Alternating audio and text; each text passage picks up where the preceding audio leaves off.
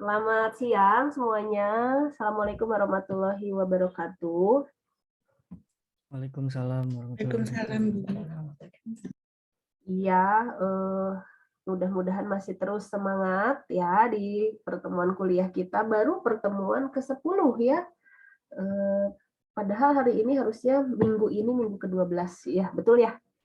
Berarti ada kemungkinan antara 11 atau 12 itu fleksibel supaya minggu depan itu on time kalian bagian presentasi tugas besar. Aduh, ini udah minggu terakhir untuk membereskan tugas besarnya ya. Semangat ya, semangat semuanya. Jangan lengah ya menuju UAS ini ya, jangan lengah ya. Dan mudah-mudahan sehat ininya ya, sehat fisiknya, sehat mentalnya, semuanya biasanya suka pada lelah gitu ya. Butuh healing, nanti tenang healing mah ya. Ada ya, ada waktunya. Nanti weekend healing ya. Sekarang baru mulai di hari Senin ya. Kan biasanya kita ketemu Kamis tuh kayak udah nggak sabar, yes, besok udah. Thanks God it's Friday gitu biasanya, TGIF ya. Nah sekarang di Senin ketemu ya, ntar Kamis ketemu lagi, besok pagi ketemu lagi ya. Alhamdulillah ketemu terus sama saya minggu ini ya. Kita akan bahas materi yang berikutnya nih. Saya tetap harus Zoom meeting ya, supaya tersampaikan. Nah ini saya rasanya belum menjelaskan ya. Ini udah belum sih? Chasing and evading. Mengejar dan dikejar. Yang satu ngejar, yang satu kabur. Sudah belum? Algoritmanya belum ya? Sepertinya Kalau ya. materi mah belum kayaknya. Materinya belum ya? Oke. Ya, kita bahas ini ya. Mengejar dan dikejar. Saya share screen. Tapi nanti kalau annotate-nya mati, saya balik lagi ke itu deh. Nggak di share screen ya. Oke, week 10 mengejar dan dikejar, chasing and evading. Ya, dalam kebanyakan game biasa ya, kalau kalian main game udah biasa ada tokoh yang mengejar, ada tokoh yang dikejar. Biasanya kalau kalian tokoh gamenya, kalian dikejar sama musuh ya atau NPC. Nah, terus kalau misalnya kalian lagi berkuasa di situ, kalian yang berusaha mengumpulkan poin, nyari musuh-musuh yang lemah ya, kalian yang mengejarnya ya. Jadi di sini kita akan bahas algoritmanya ya. Gimana sih untuk ngejar dan dikejar? Ada yang the simplest way dan ada yang pakai AI ya. Hantu pada Pac-Man ini ya. Biasanya dia mengejar dan dikejar ya. Musuh pada kebanyakan game itu butuh mengejar dan dikejar. Nah, waktu kita mengejar dan dikejar ya, meni Indonesia pisan ya, chasing and evading lah. Waktu chasing and evading kadang-kadang ada yang begini. Misalnya ini tokoh ya. Ini tokoh, terus musuhnya saya kasih warna yang ini deh. Ini musuh nih ya. Yang kotak ini musuh. Nah kan katakan ada bangunan ya, misalnya ya, ada bangunan di sini, ada mungkin ada kubangan di sini, ada air gitu ya. Terus ada apa lagi? Pokoknya macam-macam ya. Katakan seperti itu ya. Nah, itu namanya obstacle ya. Saya kasih nama O untuk obstacle. Ya, obstacle. Obstacle air juga termasuk obstacle karena kan tidak bisa dilalui ya kalau memang airnya nggak bisa, emang dirancang nggak bisa dilalui kecuali selokan mungkin bisa dilewatin ya. Terus di sini ada player dan di sini ada NPC. Nah, kenapa di sini ada pathfinding menggunakan AI? Maksudnya gimana? Ini ya, pathfinding kok menggunakan AI? Pathfinding, ya pasti menggunakan AI ya. Kalian pernah belajar searching ya? Searching nanti kita bahas ya. Searching ya, pakai searching. Nah nanti dipakai untuk ini ya, untuk mengejar dan dikejar gitu ya. Terus ada collision detection, kemarin udah kita bahas ya, collision detection. Nah, berarti ini harus dikasih kolisi ya, kalau dia obstacle, kalian kasih algoritma collision detection pada si NPC ataupun si player. Nah, ketika si NPC ngejar si tokoh, si player, nah dia butuh algoritma pathfinding. Dia nggak boleh nabrak, gitu ya. Dia nggak boleh nabrak. Nah, itu perlu kecerdasan buatan, ya. Nah, makanya mengejar dan dikejar ini ada yang pakai AI, ada juga yang nggak pakai AI. Nah, saya jelaskan yang nggak pakai AI dulu ya, yang simple ya. Kita baca ini dulu deh, apa itu AI. Udah pernah dijelasin sih sebetulnya ya. Apa itu AI, apa itu cerdas, kayaknya nggak usah ini ya, nggak usah diperpanjang ya, karena kalian sudah ada mata kuliah AI ya. Intinya supaya komputer atau mesin itu bisa berpikir seperti kita ya, berpikir seperti manusia gitu ya, cerdas, bisa cerdas, mesinnya bisa cerdas. Cerdas dalam artian ada seolah-olah ya, seolah-olah ada hati nurani dan emosi, padahal enggak juga sih ya, gitu ya. Dan memecahkan masalah, sebetulnya sih idenya ini ya, pertamanya adalah cerdasnya untuk apa sih? Untuk memecahkan masalah. Tapi belakangan cerdasnya yang gimana sih? Oh, cerdasnya itu yang kayak manusia ya, kayak robot. Siapa tuh yang dia punya emosi ya, dia bisa bercakap-cakap dengan manusia gitu ya. Kan seolah-olah punya hati nurani. Kayak kalian kalau nonton film ya, film apa ya, Holo misalnya atau film apa gitu ya. Film Korea tuh yang robot-robot gitu ya, untuk yang penggemar drakor ya. Oh, itu robot ininya apa, NPC-nya cerdas banget gitu ya. Nah, apakah kalian bisa membuat yang seperti itu? Ya, saya rasa bisa-bisa aja ya. Toh Siri, Cortana itu juga kan mereka cerdas ya, cerdas. Kalian bisa memerintahkan atau Google. Kalau Google itu voice cerdas nggak ya? Ya bisa lah ya, gitu. Nah, agen-agen seperti itu. Kalau saya sih membayangkan, iya atuh TA-nya bikin NPC cerdas, jadi kalian kayak punya smart assistant gitu ya di smartphone-nya masing-masing, yang kalian tuh kayak ngobrol sama dia gitu. Yang misalnya kasih nama, misalnya smartphone-nya dikasih nama, misalnya namanya Ujang gitu ya, hey Ujang, besok bangunin saya ya, ada kuliah jam 7, bangunin jam 6. Atau kalau sholat subuh misalnya, Ujang ntar sholat subuh bangunin saya, nanti Ujangnya jawab gitu ya, iya siap gitu. Nah itu kan keren ya, bikin bikin program seperti itu, sematkan di smartphone-nya masing-masing gitu ya. Dan si Ujangnya nggak dikasih tahu lagi apa itu definisi sholat subuh. Kalau sholat subuh berarti dia langsung mikir, oh jadwal, dia nyari itu ya ke cloud ya, jadwal sholat subuh di Bandung jam sekian, langsung dia setting alarmnya itu ke situ. Itu keren ya. Dia bisa menerjemahkan kata-kata sholat subuh dengan alarm yang dia pasangkan di smartphone-nya. Nah, coba itu aja satu. Itu aja satu. Itu udah TA ya. Voice command to something action gitu ya, action. Voice command to action. Itu udah satu ini ya, udah satu judul penelitian menurut saya ya. Jadi kayak perintah-perintah sederhana, misalnya sholat subuh, programnya misalnya agen pengingat sholat gitu ya, solehah banget ya, programnya soleh ya, agen pengingat sholat. Jadi tapi kita komunikasi sama agen cerdasnya by speech gitu. Tadi si Ujang ingetin saya ya, bangunin sholat subuh. Nanti Ujangnya teh otomatis, Ujang kalau jam sholat ingetin saya. Terus nanti kasih tahu lagi, Ujang ntar saya mau duha, ingetin ya. Terus Ujangnya nanti ngingetin. Terus dia nanya, kalau besok mau sholat duha enggak? Oh besok ada kuliah gitu kan ya, jadi bisa ini, itu keren, menurut saya keren ya. Materi penelitian yang cukup besar ya, kalau yang tadi saya sebutkan bisa jadi dipecah-pecah ya. Oke, jadi bahas judul TA ya.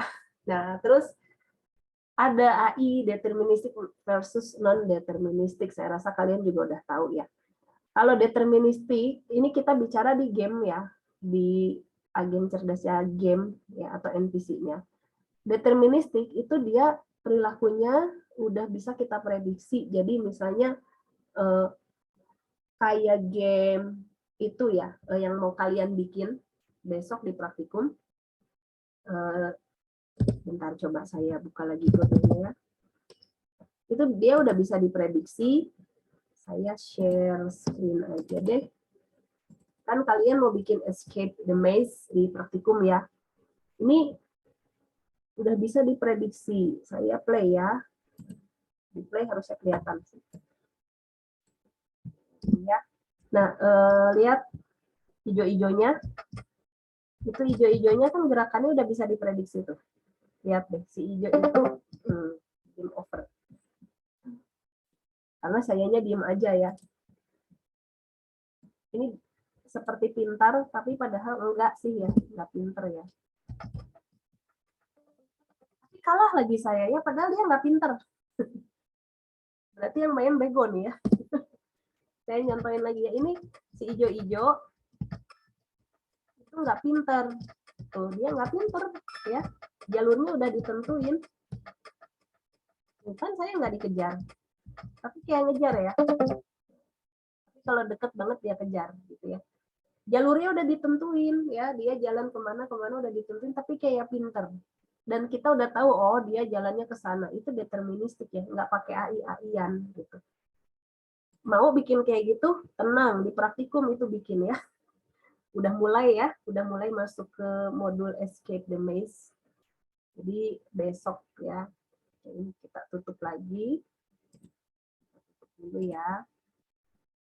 Nah, deterministik itu tidak ada ketidakpastian. Jadi semuanya predictable ya, semuanya predictable. Misalnya NPC gerak dari koordinat satu ke koordinat lain udah jelas gitu ya. Nah, kalau unpredictable gimana? Nah, kalau unpredictable ya kita harus siap antisipasi kan ya.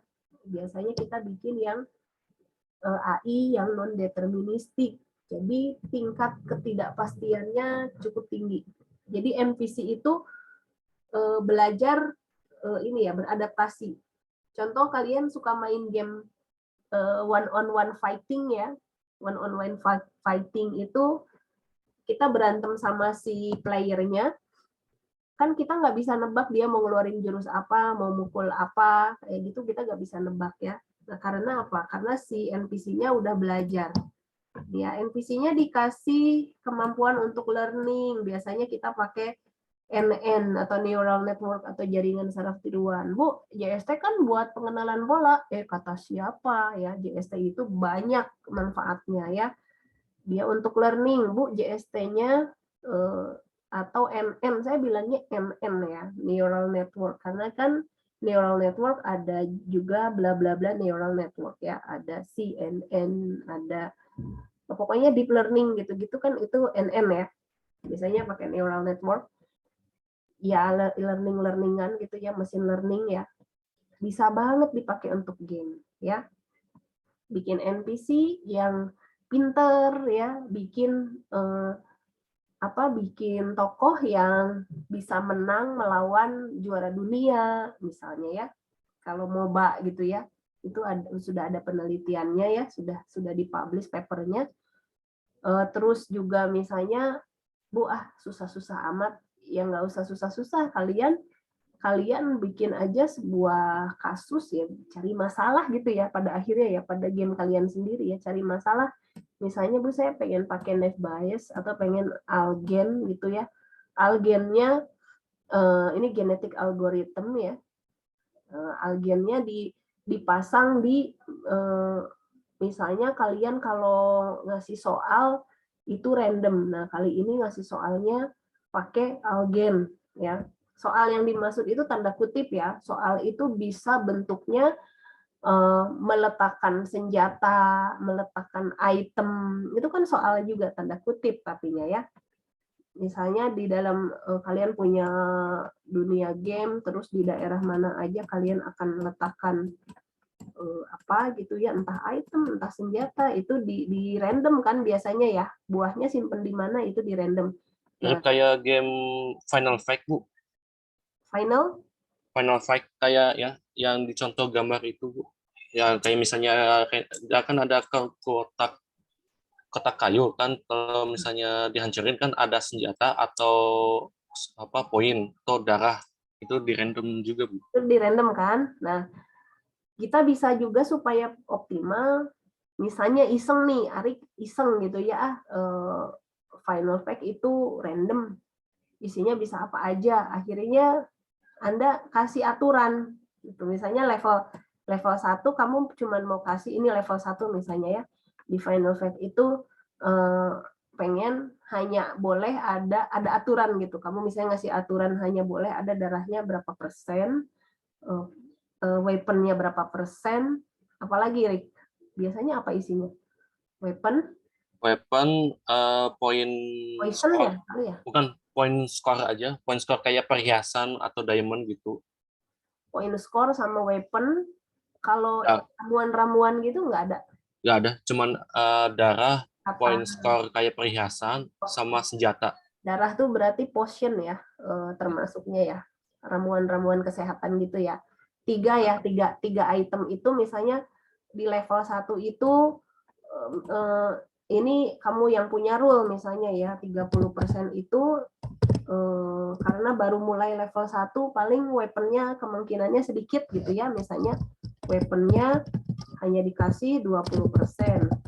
Terus berapa lagi, misalnya 30% itu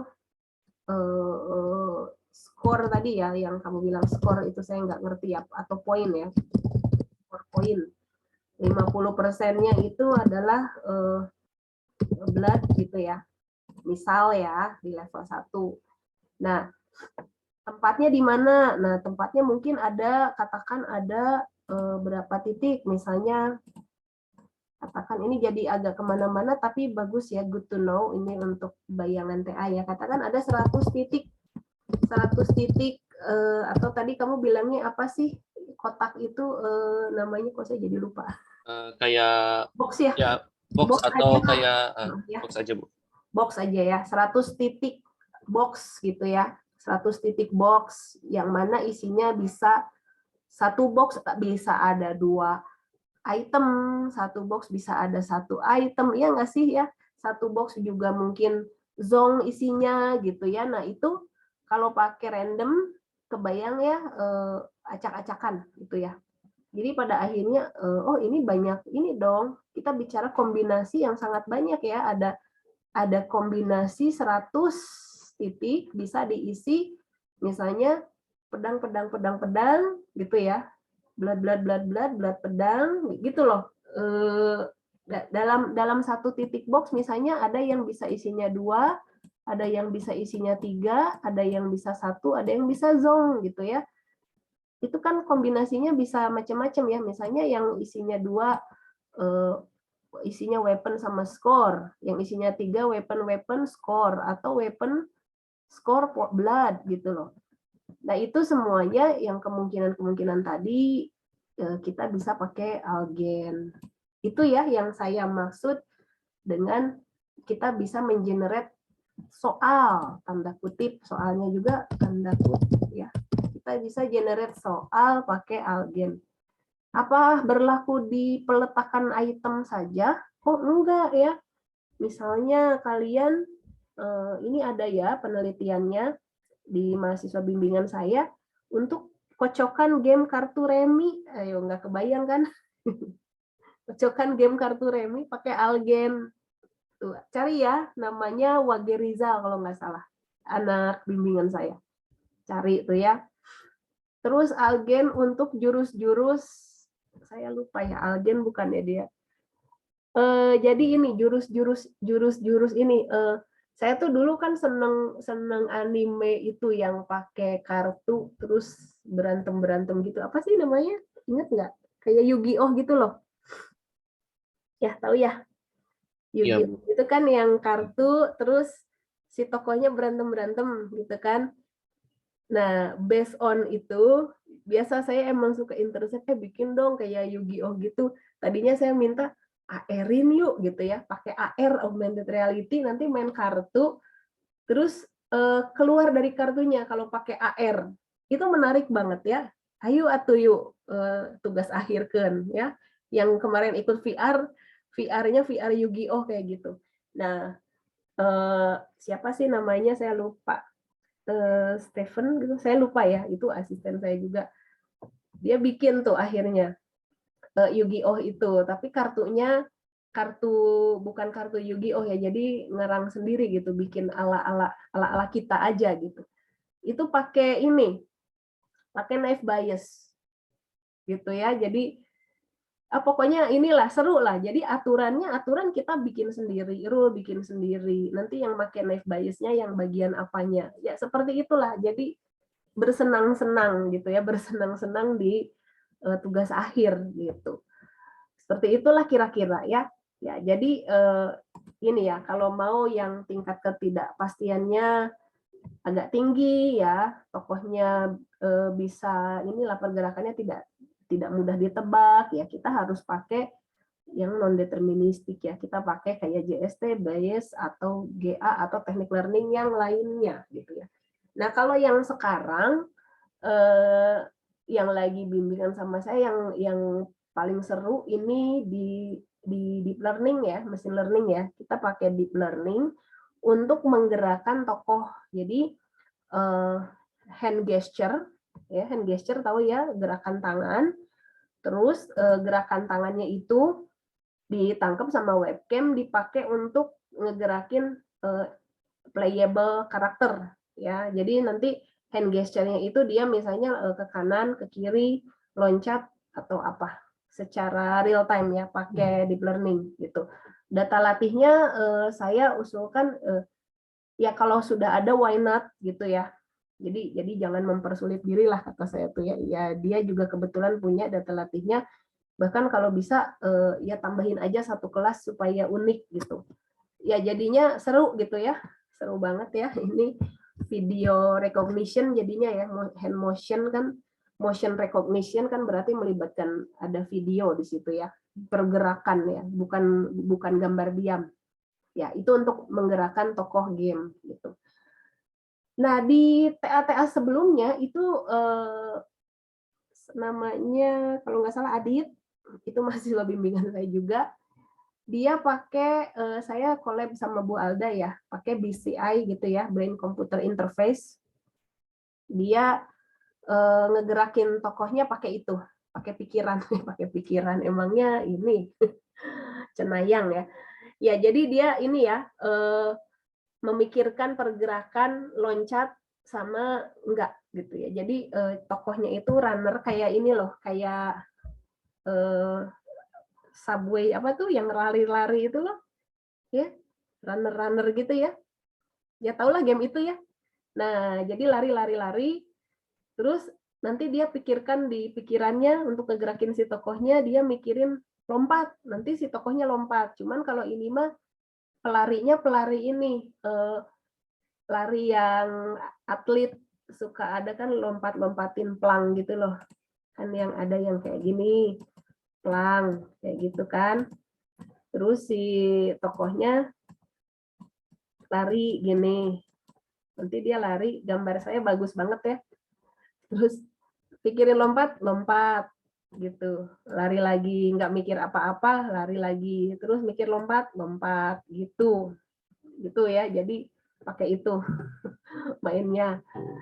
Nah, kalau misalnya, Bu, saya mah nggak mau yang rumit-rumit, nggak mau pakai pikiran atau apa, ya tadi ya, kita bangun sendiri gitu ya. Ini rules-nya mau gimana? Mau tokohnya mau kayak apa sih? Cocoknya pakai apa? Yang seperti yang sekarang itu nggak tahu nih anak-anak bimbingan saya sekarang tuh lagi pada gandrung banget sama tower defense ya. Jadi genrenya pada tower defense. Saya teh aduh tower defense lagi gitu ya. Masa game berkebun mau tower defense gitu kan, akhirnya ganti jadi simulasi ya. Cukup banyak juga nih ya. Doain aja pada lulus semester ini ya. Itu akhirnya ini ada yang tower defense untuk belajar imunitas ya. Ada tower defense yang dia benar-benar mikirin game engine-nya. Jadi kalau yang satu game design, tower defense-nya ya tower defense ala kadarnya gitu ya. Jadi areanya di TA-nya di game design. Yang satunya lagi, kalau game design itu algoritma 1+1 sama dengan 2, terus kalau gamenya jalan ya udah pakai aja gitu. Kalau game design tuh kayak gitu ya. Nah, yang satu lagi di game AI dia tower defense gitu ya. Tower defense dia pakai AI untuk mengenerate towernya gitu. Kebayang ya? Nah, seperti itu kira-kira ya AI-AI yang bisa dipakai. Dan masih banyak lagi sebetulnya ya. Oke, kita masuk ke yang paling sederhana aja ya, yang terjadi di game itu adalah pergerakan chasing and evading ya, mengejar dan dikejar. Kayak gini ya. Nah, biasanya NPC yang memburu atau sebaliknya ya. Gimana rule kita ya? Kalian rule-nya gimana sih pengennya gitu ya? Sok aja, karena kan game itu kalian yang jadi tuhannya ya, tanda kutip ya. Oke, jadi di sini ada 2 kegiatan ya, ada 2 state, ada chase atau evade ya. Melibatkan efek chase atau evasion di mana tokoh utamanya dikalahkan atau lari dari tokoh utama supaya tidak dikalahkan. Gitu ya. 2 itu. Nah, saya pakai tokoh ini aja ya. Ini P ini player, M ini ini aja ya, predator ya, P predator, M-nya mangsa gitu ya. Ini bahasa Indonesianya sangat amburadul ya, karena predator itu bahasa Inggris ya. Predator dan mangsa ya. Suka-suka gue banget ini bikin slide ya. Oke, ini anggaplah predator ya, yang ini predator, yang ini mangsa. Nah, gimana sih supaya bisa terkejar? Oke, kita bahas yang paling sederhana yang enggak ada obstacle. Lagi-lagi ini tanpa obstacle. Ya, tanpa obstacle itu sangat sederhana. Jadi kemarin kita udah bahas ya mengenai arah ya, udah ya. Pokoknya ini nanti dianggap sebagai yang titik P awal ini akan kita anggap sebagai koordinat X1, Y1. Ya, lagi-lagi melibatkan koordinat ya. Yang ini X2, Y2 gitu. Nah, kalau pakai Unity atau pakai Godot sebetulnya ada mesinnya, dia bisa ngejar ya. Enak lah pokoknya ya, tapi kan tetap kalian harus belajar matematikanya ya. Nah, nanti jaraknya gimana? Nah, ini jaraknya kalian udah belajar yang waktu pertemuan 7 sama 6 ya. Distance-nya pakai apa? Bisa pakai Pythagoras ya untuk hitung distance. Kita bisa menggunakan Pythagoras. Ya, saya ketikin ya. Nah, itu distance kita bisa menggunakan Pythagoras. Kebetulan kalau garis lurus, nggak ada sudut, ya udah berarti ini Y-nya aja, tinggal kita selisihkan. Nah, sekarang kan tinggal ngegerakin ya, kan kita udah tahu, oh iya, distance-nya sekian ya, kita udah tahu kan. Nah, sekarang ngegerakin predatornya gimana? Gitu kan ya, pertanyaan berikutnya ngegerakinnya gimana? Nah, ini kita pakai terserah kalian ya, mau pakai looping, jadi nanti kalian hitung berapa selisih nilainya, jadi every frame kalian ukur ulang, terus nanti dia jalan terus. Tapi kan nggak mau ya kalau misalnya, oh distance-nya, misalnya kalian tahu nih, Bu, distance-nya 100 ya, katakan gitu ya, atau distance-nya katakan, oh 200 pixel. Ya udah Bu, tinggal gerakin aja 200 pixel, apa yang terjadi? Kira-kira.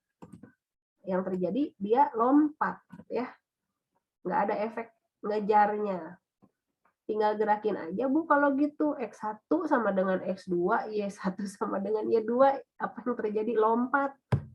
Ya, kan kita nggak ingin itu terjadi. Nah, sementara kan kalau pergerakan itu di-update-nya setiap frame ya.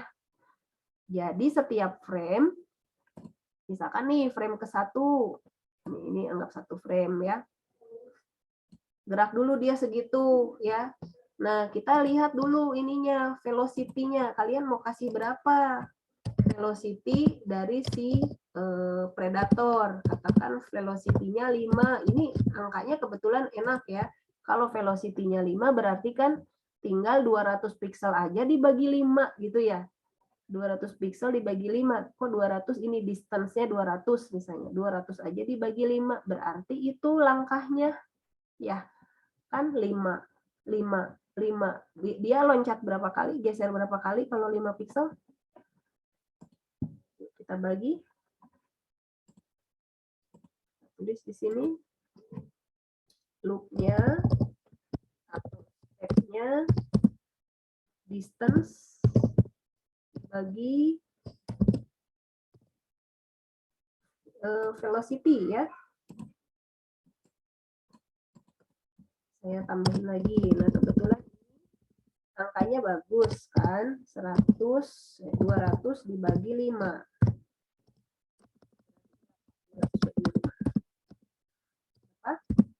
Gampang atuh 200 bagi 5 mah berapa ayo? 40, Bu. Oke, 40 step atau 40 kali loop ya. Nah, frame 1 dia lompat 5 pixel, frame 2 lompat 5 pixel, frame 3. Jadi selama 40 kali dia jalan menuju ke mangsa gitu ya. Jadi dia kan lihat ininya. Yang pertama bisa caranya begitu. Hitung stepnya. Nah, sekarang yang jadi masalah adalah kalau misalnya ini jaraknya katakan 200, yang angkanya nggak enak ya, 212.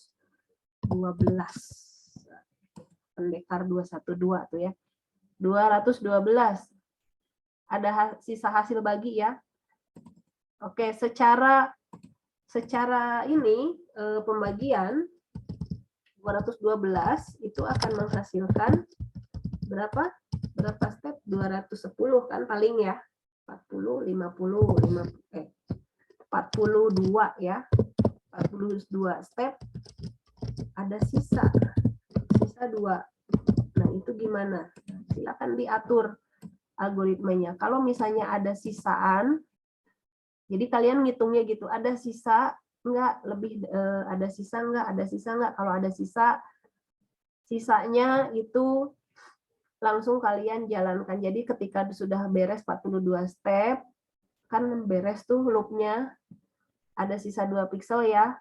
Sebetulnya kalau secara grafis dia udah nempel, pasti dia sudah collide ya. Kan nggak mungkin plug harus begini kan. Mungkin di sinilah dia udah collide segitu ya, udah collide. Ya, itu nggak masalah sebetulnya ya. Secara penampakan nggak masalah, apalagi kita ada function untuk tadi yang minggu kemarin apa? Collision detection ya. Jadi kalau collide ya udah kena, artinya kena gitu. Tapi kalau mau diakuratkan ya sisa 2 pixelnya Anda tinggal pindahin. Jadinya 42 step, gerakin lagi si predator X1, Y1-nya disamain, X1-nya sama dengan X2, Y1-nya sama dengan Y2 gitu kira-kira ya. Nah, bisa juga pakai ini selalu memperbarui koordinat posisi predator perulangan. Ya, selisih jarak dengan mangsa yang semakin kecil nilainya. Lihatnya gimana ini? Salah. Ini dihitung. Jadi si jarak ini dihitung, dimanapun dia berada ini dihitung. Sisa berapa lagi ya saya gitu. Oh masih jauh. Sisa berapa lagi saya? Oh masih jauh kayak gini. Akhirnya mendekat. Masih ada sisa nggak gitu ya? Masih ada jarak nggak? Ada. Terus aja dia jalan. Ya. Terus aja dia jalan sampai apakah collide? Nanya kan, apakah collide? Belum. Apakah collide? Gitu. Jadi pertanyaannya ada 2. Ya, apakah masih ada jarak? Dan apakah masih ada collide? Sudah ada collide? Kalau belum, terus aja jalan. Gitu ya. Oke, jadi kurang lebih seperti itu. Tapi ketika coding sih kayaknya lebih mudah ya, karena mesinnya sudah memfasilitasi. Nah, basic algoritmanya adalah tadi ya, ini kita ngejar ya. Kalau ngejar berarti kita lihatnya dari si ini ya, si predator. Kalau ngejar berarti kita lihat X-nya sama Y-nya ya. Apakah ini X, ini X, ini Y. Ini apakah si mangsa yang ini, kita tinjau yang ini dulu ya. Mangsanya X-nya lebih besar enggak daripada dirinya? Ini kan berarti lebih besar ya. Mangsa X lebih besar daripada si PX ya. Berarti predator ke arah sana. Apa namanya? Predator X plus ya. Predator X plus. Gitu ya. Berarti kalau ke bawah Y-nya ya. Ntar saya bikin dulu ini. Gambarin dulu. Nah, berarti kalau ke bawah kondisinya apa? Y. Y-nya ini gimana? Mangsa Y lebih besar ya? Lebih besar daripada PY, maka predator Y ya, turun ke bawah. Berarti yang atas sebaliknya ya. Sebaliknya dari kondisi yang udah saya jelaskan ya. Yang atas berarti predator Y-nya lebih kecil daripada predator Y lebih besar, atau bisa juga dibalik ya. Mangsa Y lebih kecil daripada predator Y. Ya, berarti predator Y min ya. Kalau yang ke kirinya gimana?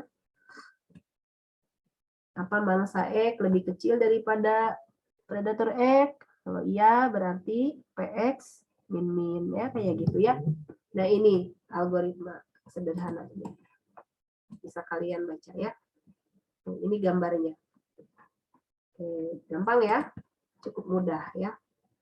Sama ini juga. Kalau kabur gimana? Nah, yang kabur siapa? Yang kabur berarti si mangsa ya. Yang kabur mangsanya. Berarti kita tinjau dari yang ini. Ya. Kalau mangsa X lebih besar daripada predator X, berarti mangsanya lari ke sana. Ya. Mangsanya plus. Gitu ya. Ini ada typo ini, salah ya. Mangsa X-nya plus. Kalau ini mangsa Y-nya min. Mangsa Y-nya plus, mangsa X-nya min ya. Kondisinya gimana? Ya sama kayak tadi ya. Ini ada mangsa X. Nah, gitu ya. Dan seterusnya. Oke, cukup mudah ya. Ini adalah algoritma sederhana untuk chasing and evading. Gimana kalau misalnya Bu, saya kan pakai grid. Tadi kan pixel pakai grid. Oke, anggap aja pixel grid atau tile ya. Kalian misalnya gamenya pakai grid style atau pakai tile gitu ya. Untuk lantainya, terrain gitu ya. Bukan tirani ya. Terrain. Gimana nyebutnya nih terrain? Ya. Lantainya pakai grid. Berarti kan sama seperti kolom ini ya, baris dan kolom ya, sama aja sih kayak pixel yang diperbesar ya. Berarti tinggal ganti aja yang tadinya X itu berarti apa? Kolom ya. Ini kan ke sini X, berarti yang ini itu namanya kolom ya. Yang ini namanya baris. Gitu ya. Jadi barisnya misalnya nih mangsa ini apa, ngejar ya, ngejar berarti dari sisi si predator ini mau kemana sekarang, kanan dulu. Nah, kalau kolomnya mangsa lebih besar daripada kolomnya predator berarti pindahin tuh ya, kolomnya si predator ditambah gitu ya, dan seterusnya ya. Dan seterusnya. Yang lainnya kurang lebih ini sama seperti itu. Oke, itu ya mirip-mirip dengan yang pixel. Kalau yang ini gimana? Yang melarikan dirinya, berarti yang ditinjau si mangsanya. Coba bikin, ini udah ada saya kasih halaman kosong untuk kalian annotate. Ayo, mangga, silahkan di annotate sama rame-rame boleh. Yuk, siapa yang mau mengerjakan? Sok silahkan ya, kerjakan ya.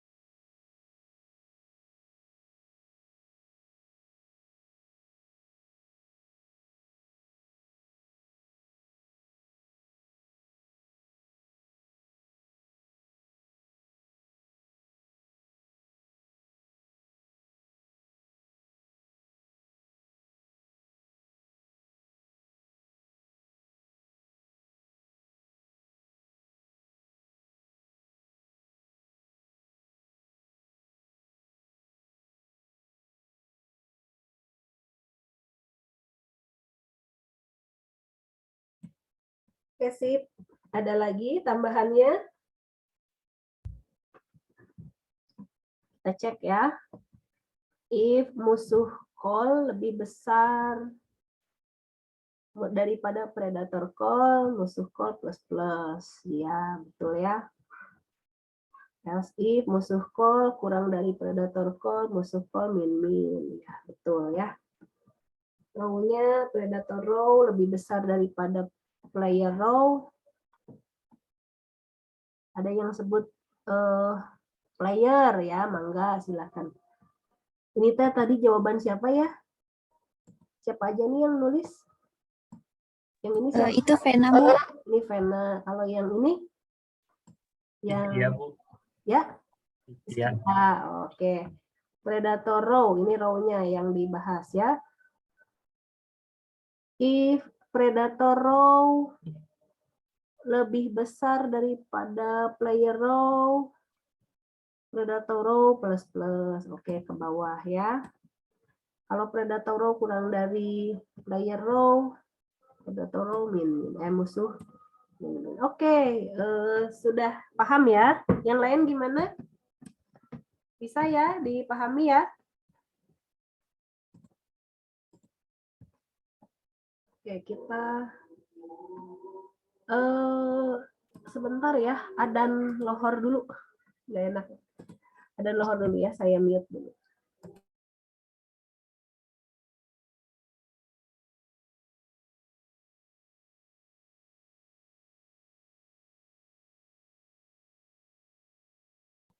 Ya, sudah ya. Kita lanjutkan lagi. Oh iya, kayaknya nanti yang fleksibel pertemuan 12 aja ya. Jadi hari Kamis kita kuliah biasa, materi, terus nanti pertemuan 12-nya itu difleksibelkan aja ya dari Kamis sampai Minggu gitu kali ya. Kayak mata kuliah yang lain saya fleksibelkannya tuh dari hari, jadi weekend gitu. Jadi Kamis sampai Minggu, gimana? Setuju nggak? Ya, Bu, nggak apa-apa, Bu. Yang lain gimana? Oke? Jadi pertemuan 10 sekarang ya, pertemuan 11 hari Kamis, kita kuliah lagi di Zoom, pertemuan 12-nya difleksibelkan dari Kamis sampai Minggu, begitu ya. Jadi nanti biar agak santai ya kuisnya di situ aja kali. Ada kuis nanti di pertemuan 12 ya, sekaligus ngecek pemahaman kalian nih dari pertemuan 8 sampai 12 ya. Oke, kalau kita lihat ke sini ya, basic tile based chase example ya. Di sini ada player, ada troll ya. Nah, kebetulan dunia gamenya itu dia terrainnya pakai grid ya, ada baris, ada kolom. Nah, ini oke sih ya, misalnya kalau kalian lihat player lagi jalan terus dia approach troll dengan cara seperti ini. Ya, sebetulnya sih oke-oke aja ya, tapi kan kalau realitinya ya, kalian kalau approach something kan nggak jalan lurus dulu terus belok ya, langsung gitu ya, asal nggak ada pohon maksudnya ya. Nah, emang di sini algoritmanya terlihat terlalu mechanical ya, jadi lihat jalurnya tuh kayak gitu, kaku ya. Pertama dia kalau dari sisi player dia lurus dulu baru diagonal, terus kalau kita balik ya, kita balik sekarang trollnya yang ngejar player diagonal dulu baru dia lurus gitu ya. Jadi kaku ya. Padahal harusnya sih kelihatan dikejar ya gitu aja langsung kejar ya. Harusnya sih begitu ya.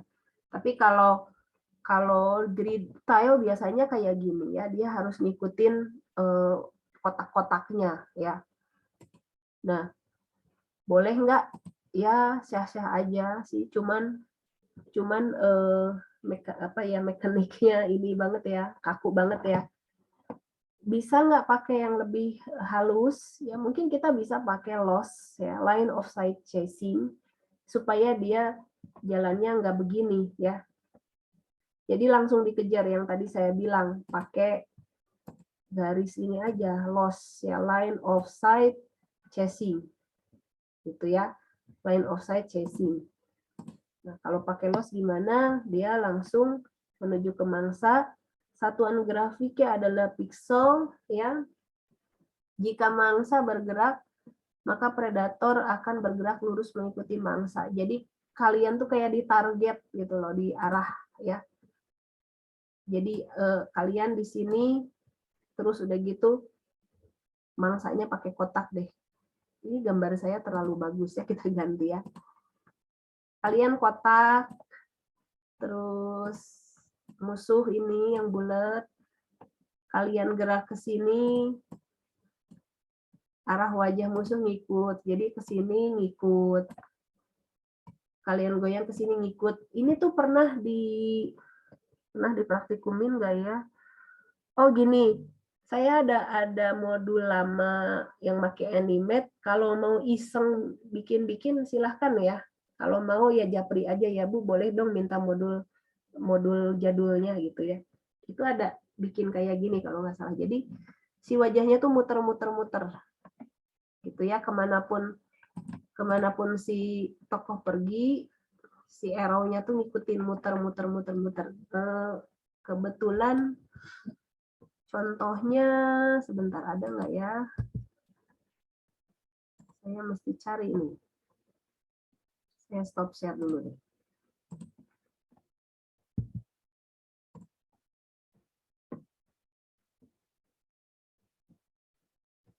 Karena seperti biasa adanya di ini lain ya.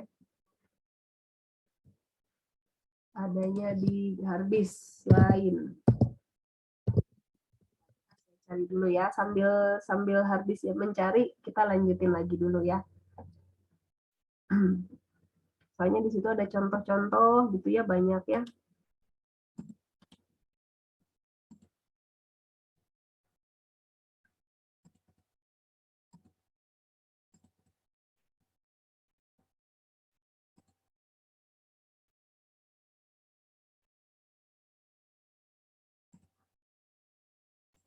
Oke, saya share screen lagi. Nah, kan kalau tadi gampang ya, kalau loss pakai pixel gampang. Tapi gimana kalau pakai grid? Ini ya, jika dalam game di mana posisi berbasis tile atau grid based game, ya kita pakai apa namanya? Kalau saya sih gampangnya udah aja lah, anggap aja itu pixelnya diperbesar gitu ya. Coba ya, ini kebetulan nggak muncul ya, tidak bisa muncul ya. Saya klik, harusnya muncul ya, my game grid.jnlp muncul seperti ini, tapi nggak muncul ya. Jadi grid itu biasa dipakai untuk maps ya, kayak games-games seperti Civilization, Warcraft dan kawan-kawannya ya. Seperti games di sport juga pakai grid ya. Pokoknya rata-rata game tuh pakai grid ya, pakai grid. Udah pasti sih itu mah ya, pakai grid ya. Game-game simulasi, Tetris apalagi ya, itu pakai grid biasanya. Nah, grid sendiri juga waktu kita menyusun gridnya juga ada kompleksitas ya. Biasanya itu pakai data structures ya, 2 dimensi, array 2 dimensi. Ada yang top down view, ada juga yang isometric. Ini pernah kita bahas juga ya. Kalau top down view itu langsung dia dari atas kayak kotak gini, ini kan top down view ya. Ada juga yang isometric yang dari miring. Kalian lihatnya dari sudutnya di arah mata elang ya.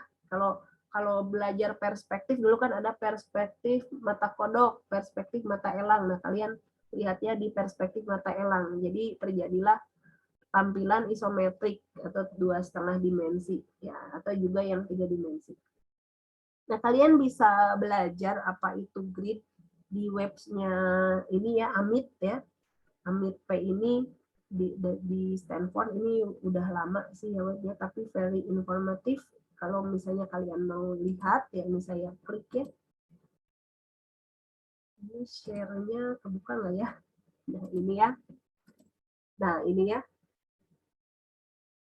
Grids-nya ada yang squares bentuknya ya, tergantung dari kebutuhan ya. Jadi kalau misalnya Bu, saya mah butuhnya heksagon ya, cuman ya gitulah komputasinya agak-agak ya.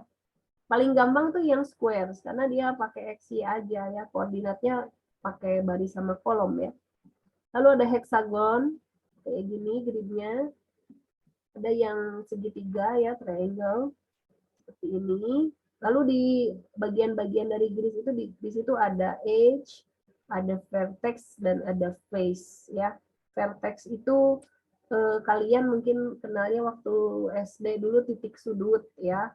Edge itu sisi ya, lalu face itu muka ya. Apa sih dulu bilangnya saya lupa ya di matematika ya.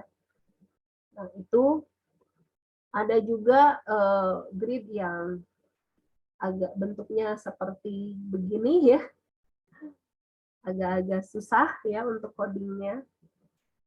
Nah, terus ini kalian bisa baca ya penggunaannya di game. Ini untuk ngomongin grid doang ya, kayak gini. Tuh ya. Square grid tuh ya, 0,0, 10, 20 ya. Yang ini kan kolom ke 0, baris ke 0 di kiri bawah nih ya.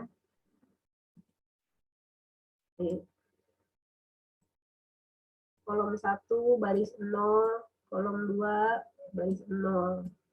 Ini kolom 0 baris 1, kolom 0 baris 2 ya. Jadi ini menyatakan kolom, ini kolom, ini barisnya ya. Tuh.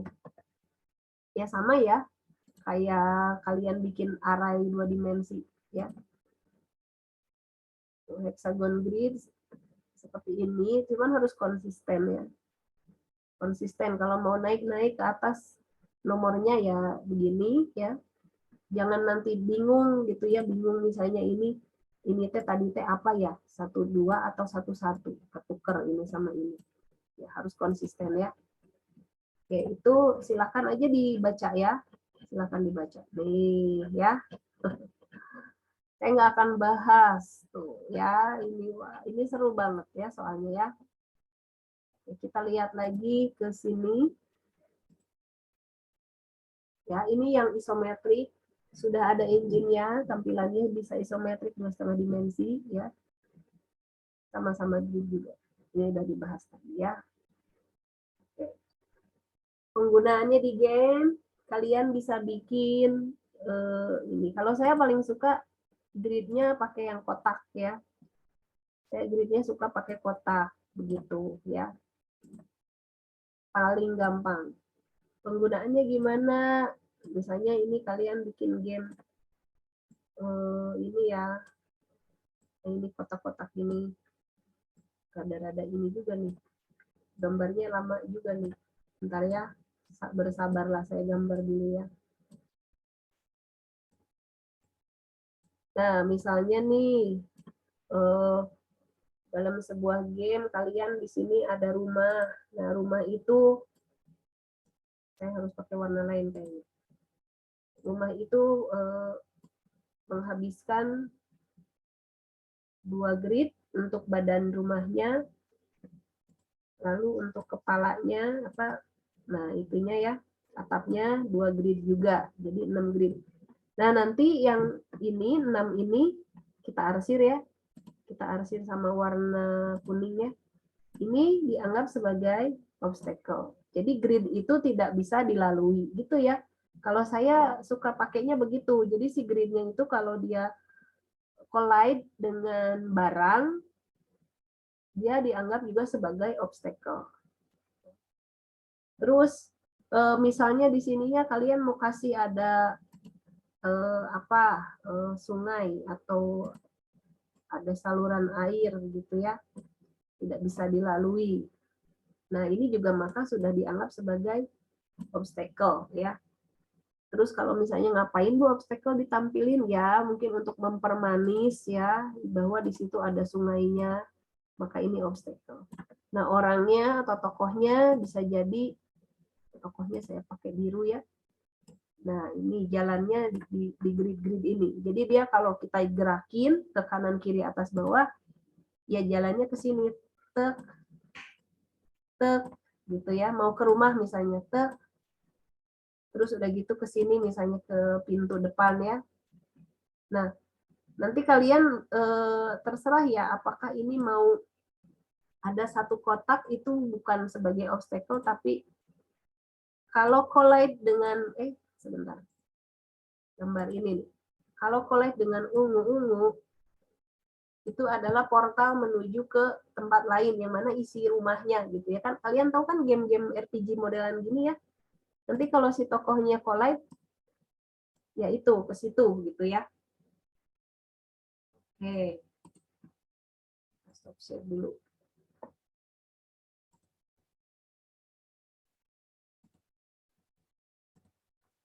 Sebentar ya.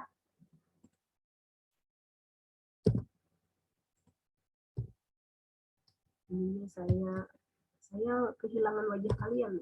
Di manakah kalian?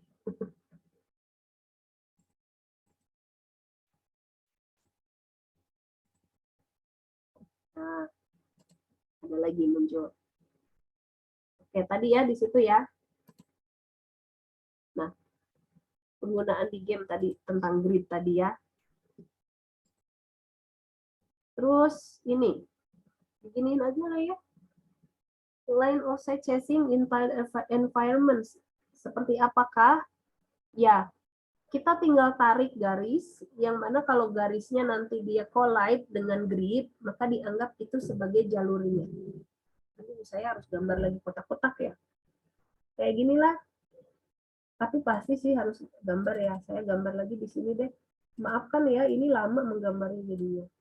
Atau gini aja. Bentar. Kita gambarnya pakai Microsoft Word ya. Supaya nanti itu ya. Saya bikinnya dokumen dulu.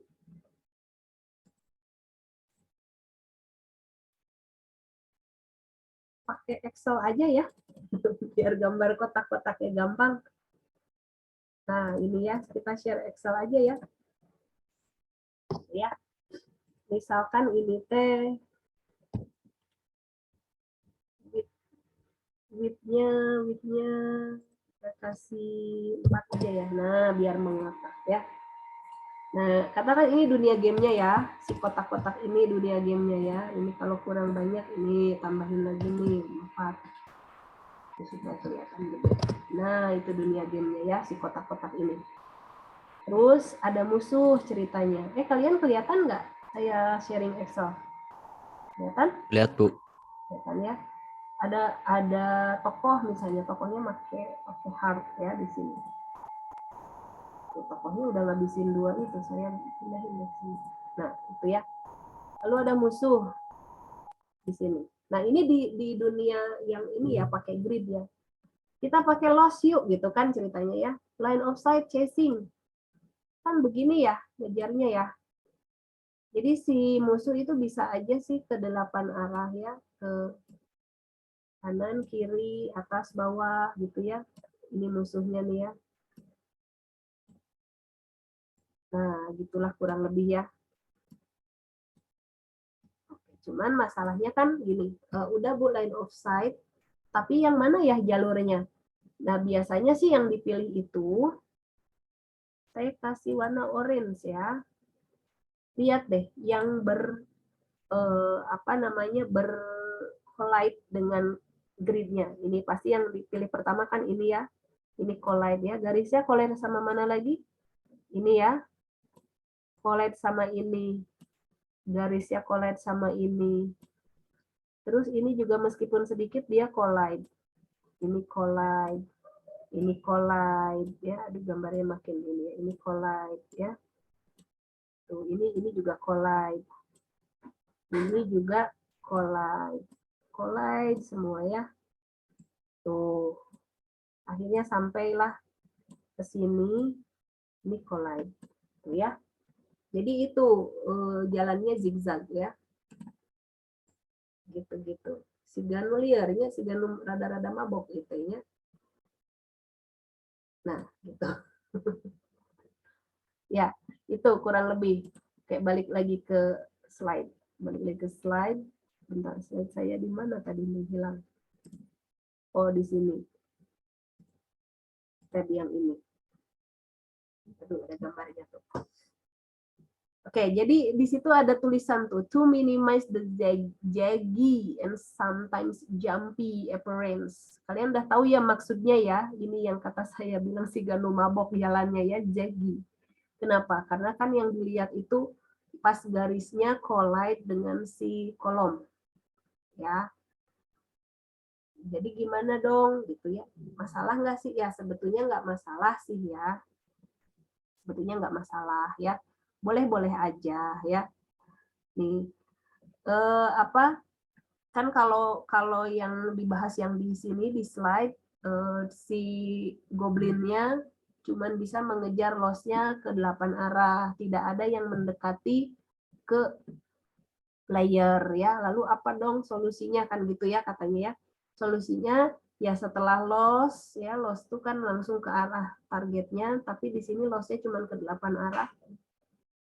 Pas udah deket kayak gini nih, pas udah deket baru ke sini, atau dari sini baru ke sini gitu ya.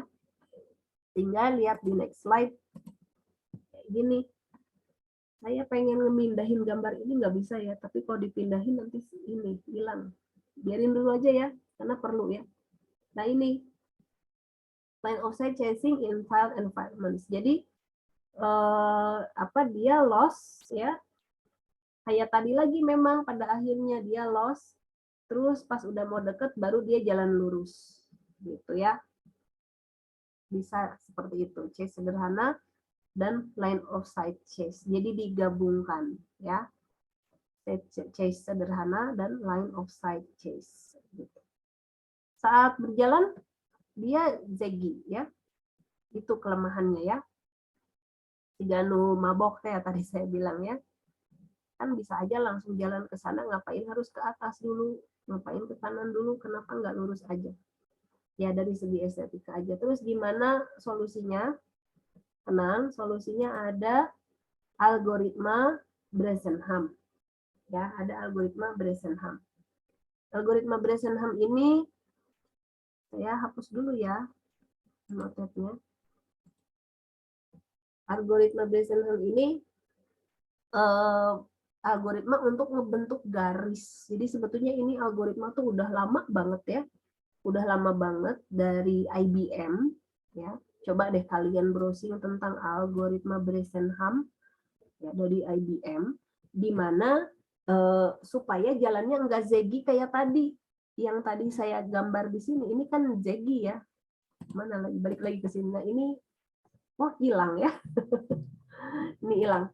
Ini ziggy ya, jalannya tadi yang kita gambar di sini ya. Saya gambar lagi deh pakai ini deh. Biar nggak hilang. Challenging ya kalau nulis di Zoom ini ya. Very challenging. Jadi saya gambarnya akan pakai ini aja. Kalau bentar.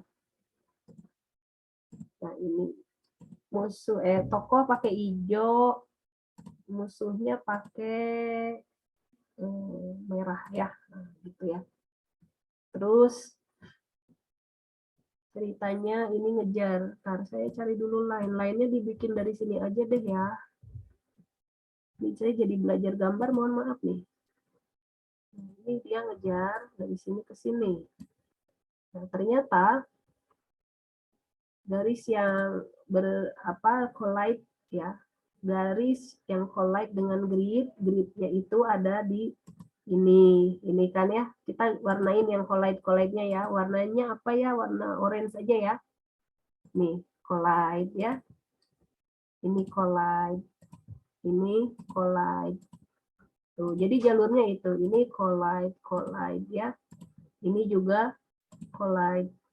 Ini meskipun sedikit dianggap collide tuh ya, collide juga, ini juga sama, ini juga collide meskipun sedikit dianggap collide. Tuh kan jalannya jadi ini kan kayak yang, nah ini sedikit juga collide. Oke, lihat deh. Efektif nggak menurut kalian? Ini dia jalan ke sini. Padahal dia bisa aja gini, ke sini aja tuh gitu ya. Nggak usah ini dalam satu kolom ada dua gerakan gitu ya, ke sini. Nah kayak gini, ini ke sini efektif, oke pindah kolom ya. Nah ini kan bisa aja pindah kolom ke sini, nggak usah ke atas dulu, terus ke sini. Tuh ya, jadinya ziggy tuh, nggak enakan ya, jalannya jadi ziggy. Makanya tadi ya udah pakai Bresenham ya. Bresenham itu dia menggambarkan garis dan milih garisnya secara efisien. Jadi dalam satu baris satu kolom hanya ada satu Ya, algoritma ini juga menggambarkan garis terpendek.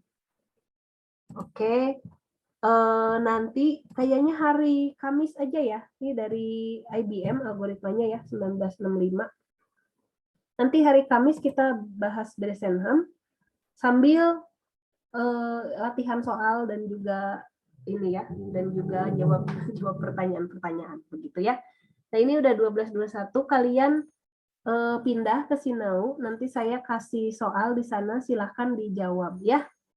Di Sinau nanti muncul jam 12, kasih saya 5 menit aja, kasih saya 5 menit, nanti di Sinau akan muncul MOTD 10 ya. Ada pertanyaan di sana, silahkan nanti kalian jawab. Begitu ya. Oke, ada pertanyaan sampai sini? Tidak, Bu. Tidak ada. Yang lain bagaimana? Izin bertanya, Bu. Silahkan, boleh. Berarti kan tadi itu ada 2 algoritma ya, Bu. Ada BRI apa tadi, Bu? Maaf, Bu. Bresenham. Bresenham sama line of sight ya, Bu? Ya. Nah, kapan kita menggunakan line of sight, kapan kita menggunakan Bresenham itu, Bu?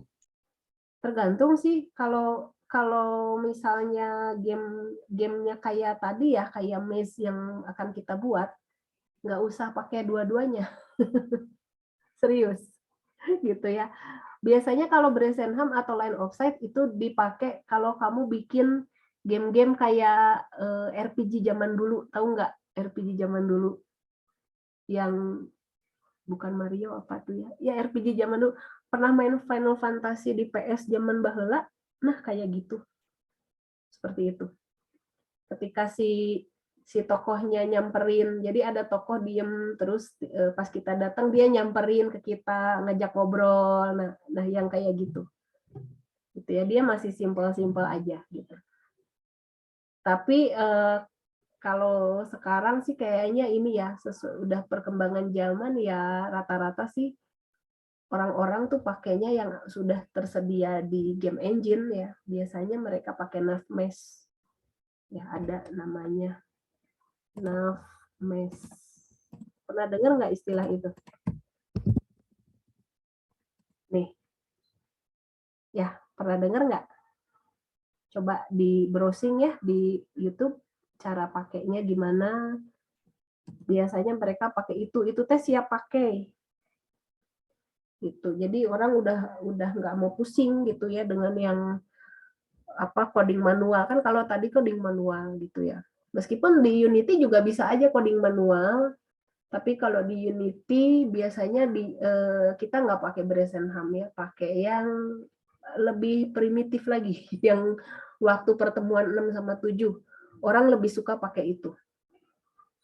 Gitu. Pertemuan 6 sama 7 berarti kalau saya kategorikan itu di loss ya, line of sight chasing.